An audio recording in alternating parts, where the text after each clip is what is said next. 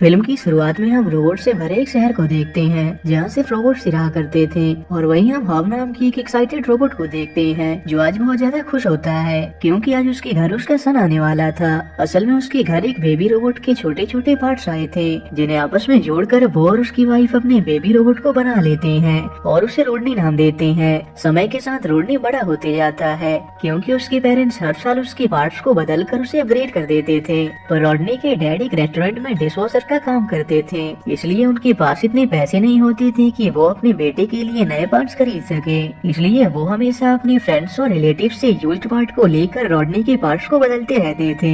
एक दिन रॉडनी के डैड उसे बिगवेल नाम के एक ग्रेट रोबोट के बारे में बताते हैं जो बिगवेल इंडस्ट्री का हेड था। कुछ ही दिन में रॉडनी बिगवेल का बहुत बड़ा फैन बन जाता है क्योंकि बिगवेल का मानना था कि हर कोई अपने आइडियाज से न्यू इन्वेंशन कर सकता है। रॉडनी बिगवेल की इस बात से प्रभावित होकर उसे अपना आइडल मानने लगता है और एक दिन फाइनली बहुत अटेम्प्ट के बाद वो खुद से एक मिनी रोबोट को बना लेता है जिसे वो गंक नाम देता है। वो किसी भी काम को करने में माहिर था, साथ ही वो रॉडनी के डैड के काम को भी और आसान बना देता है। पर जैसे ही वहाँ रेस्टोरेंट का सुपरवाइजर आता है, गंक डर के कारण सब गड़बड़ कर देता है और पूरे किचन को बर्बाद कर देता है। ये देखकर सुपरवाइजर को बहुत गुस्सा आता है और वो हर्ब से कहता है कि तुम्हारे बेटे ने बहुत ही घटिया चीज बनाई है और जितना भी यहाँ नुकसान हुआ है वो तुम्हें भरना होगा। इस बात से रॉडनी और उसके पिता दोनों को बहुत दुख होता है और तब रॉडनी तय करता है कि वो बिगवेल से मिलने रोबोट सिटी जाएगा और उसकी इंडस्ट्री में काम करके पैसे कमाकर अपने पिता की मदद करेगा। पर रेलवे स्टेशन पर उसके पेरेंट्स उसे रोकने चले आते हैं। तब रॉडनी उन्हें अपना पूरा मकसद बताता है जिसके बाद उसके पेरेंट्स को ना चाहते हुए भी उसे जाने देना पड़ता है। रोबोट सिटी पहुंचकर रॉडनी वहाँ की एडवांस टेक्नोलॉजी को करीब से एक्सपीरियंस करता है और एक लंबे एडवेंचर के बाद बिगवेल इंडस्ट्री पहुँचता है। पर वहाँ का गार्ड उसे अंदर जाने से रोक देता है। पर रॉडनी को हर हाल में बिगवेल से मिलना था, इसलिए वो गन की मदद से बिल्डिंग के ऊपर पहुंच जाता है जहां वो देखता है कि कंपनी की एक बहुत इंपॉर्टेंट मीटिंग चल रही थी। पर बिगवेल वहां मौजूद नहीं होता और उसकी गैर मौजूदगी में रिचर्ड नाम का एक रोबोट कंपनी का हेड होता है जो बहुत ही क्रूर होता है। वो मीटिंग में सभी एम्प्लॉय से कह रहा होता है कि पुराने जो रोबोट्स हैं वो किसी काम के नहीं हैं और अब हम उनके स्पेयर पार्ट्स नहीं बनाएंगे बल्कि नए और एडवांस स्पेयर पार्ट्स बनाएंगे। इससे हमारे कंपनी के सेल्स भी बढ़ जाएंगे और जो भी पुराने रोबोट्स नए स्पेयर पार्ट्स खरीद नहीं पाएंगे वो अपने आप ही समय के साथ खत्म हो जाएंगे। पर ये बात वहाँ मौजूद रिचर्ड की असिस्टेंट कैबी को बिल्कुल अच्छा नहीं लगता। तभी रोडनी गलती से गन के साथ वहाँ आ गिरता है। इससे रिचर्ड को बहुत गुस्सा आता है और वो रोडनी से कहता है कि तुम किसकी इजाजत से अंदर आए हो। रोडनी उन्हें बताता है कि मैं इस कंपनी में काम करना चाहता हूँ और वो सभी को अपने इन्वेंशन गन को दिखाता है। लेकिन रिचर्ड बहुत ही एरोगेंट होता है और वो गन को वहाँ से दूर फेंक देता है। साथ ही रोडनी को मैग्नेटिक मशीन के साथ चिपका के बाहर फेंक देता है। पर क्योंकि रोडनी बहुत देर से एक मैग्नेटिक मशीन के साथ चिपका हुआ था इसलिए वो मैग्नेटाइज हो चुका था और मैग्नेट के गुण उसके बॉडी में भी आ गए थे, जिस वजह से आसपास की लोहे की चीज उसकी बॉडी में आकर चिपकना शुरू हो जाते हैं। दूसरी ओर हम बिगवेल इंडस्ट्री में पुराने पार्ट्स को पिघलाकर नए स्पेयर पार्ट्स को बनते देखते हैं जिसकी देखभाल की जिम्मेदारी रिचर्ड की मॉम पर थी। तभी रिचर्ड अपनी मॉम से मिलने आता है। रिचर्ड ने अपनी मॉम के कहने पर ही पुराने स्पेयर पार्ट्स बनवाने बंद कर दिए थे। आगे वो रिचर्ड को बिगवेल इंडस्ट्री पर पूरी तरह से कब्जा करके उसे अपनी इंडस्ट्री बनाने पर फोकस करने को कहती है। रिचर्ड को भी उसका प्लान बहुत अच्छा लगता है। दूसरी ओर रोडनी उन मेटल की चीजों से अपना पीछा छुड़ाकर ट्रेस में बैठा होता है। तभी वहाँ फेंडर नाम का एक रेड रोबोट उसके पैर के पार्ट को निकालकर भागने लगता है और जब रोडनी उसका पीछा करता है तो आपसी झड़प में फेंडर की गर्दन अलग हो जाती है। वहीं कुछ दूरी पर फेंडर की बहन वाइपर और उसके साथ ही ट्रेस में अपने लिए स्पेयर पार्ट ढूंढ रहे होते हैं। तभी वाइपर को वहाँ रोडनी का रोबोट गंक मिलता है। वो जब फेंडर की हालत देखते हैं तो पैनिक हो जाते हैं और शॉप पर जाने पर उन्हें पता चलता है कि बिगवेल कंपनी ने पुराने स्पेयर पार्ट्स को बनाना बंद कर दिया है, जिस कारण से उन्हें फेंडर के नेक को जोड़ने वाला पार्ट्स नहीं मिलता। तभी वहाँ रॉडनी आता है और फेंडर की गर्दन को जोड़कर पहले जैसा ठीक कर देता है। इसके बाद से रॉडनी फेंडर और उसके साथियों का अच्छा दोस्त बन जाता है। फेंडर रॉडनी को अपने घर ले जाता है और अपने आंट से मिलवाता है। अगले दिन रॉडनी बिगवेल को ढूंढने के लिए जाने वाला होता है ताकि वो जान सके कि आखिर वो कहाँ है। तभी वो शहर में बहुत से रोबोट्स को हंगामा करते देखता है क्योंकि उनके जो भी पार्ट्स खराब हो गए थे अब वो मार्केट में नहीं मिल रहे थे और उनके पास खुद के लिए अपग्रेड करने और नए पार्ट्स खरीदने के पैसे नहीं थे।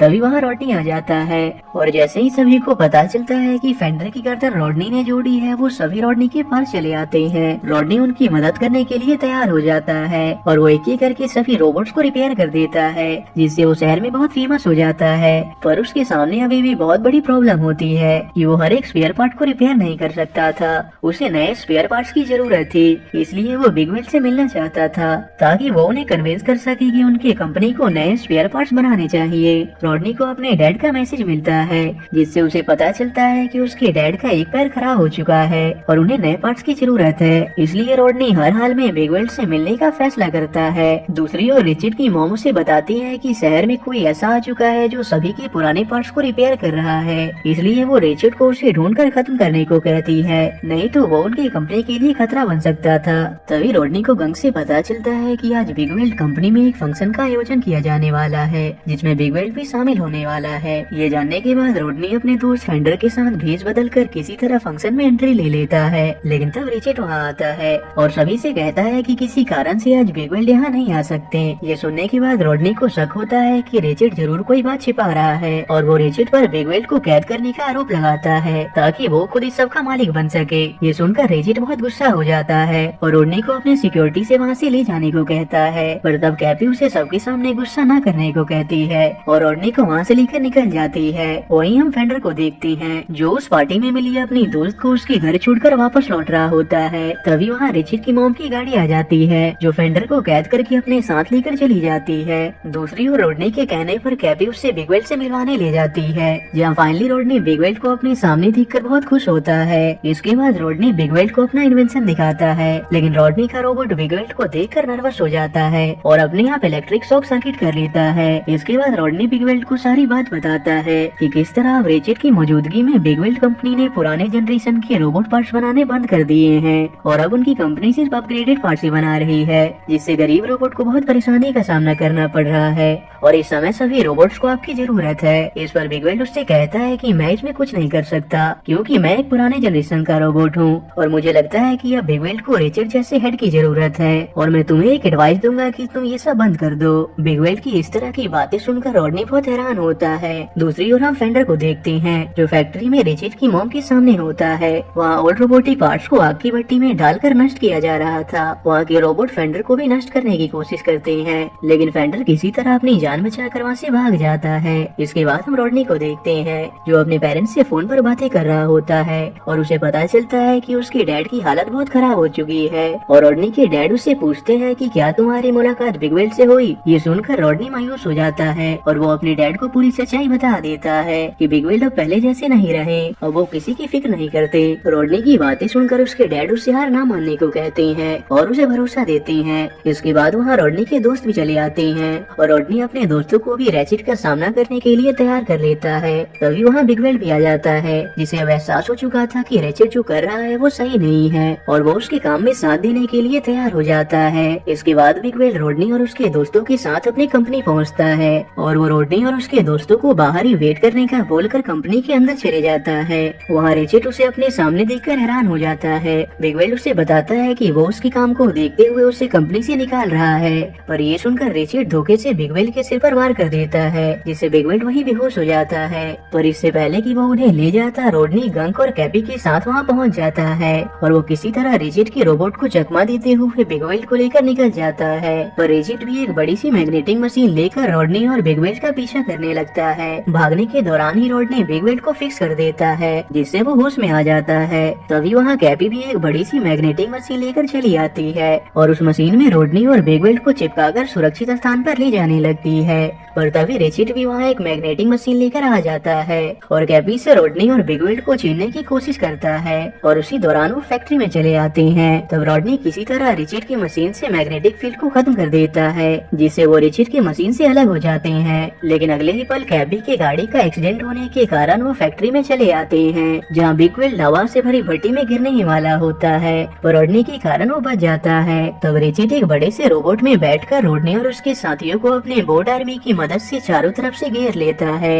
लेकिन तभी वाइपर शहर के सभी रोबोट को लेकर वहाँ आ जाती है, जिसके बाद शहर के सभी रोबोट्स रॉडनी की तरफ से फाइट करते हैं क्योंकि रॉडनी ने भी एक समय पर उनकी मदद की थी। इसके बाद दोनों टीम्स के बीच में खतरनाक फाइट शुरू हो जाती है, लेकिन रॉडनी अपनी सूझबूझ से इस फाइट को जीत जाता है और रैचेट को हार का सामना करना पड़ता है और रैचेट की मॉम भी खत्म हो जाती है। इसके बाद बिग वेल का उसकी कंपनी पर नियंत्रण हो जाता है और आखिर में वो सभी के सामने ऐलान करता है कि अब से उसकी कंपनी पहले की तरह सभी जनरेशंस के रोबोट के स्पेयर पार्ट्स बनाने लगेगी। साथ ही वो रॉडनी के काम से प्रभावित होकर अब उसे अपना राइट हैंड बना ले देता है। वो रोडनी के डैड को नए बॉडी पार्ट्स भी गिफ्ट करता है, जिससे रोडनी के डैड को उस पर बहुत प्राउड होता है। और इसी के साथ ही ये मूवी यही एंड हो जाती है।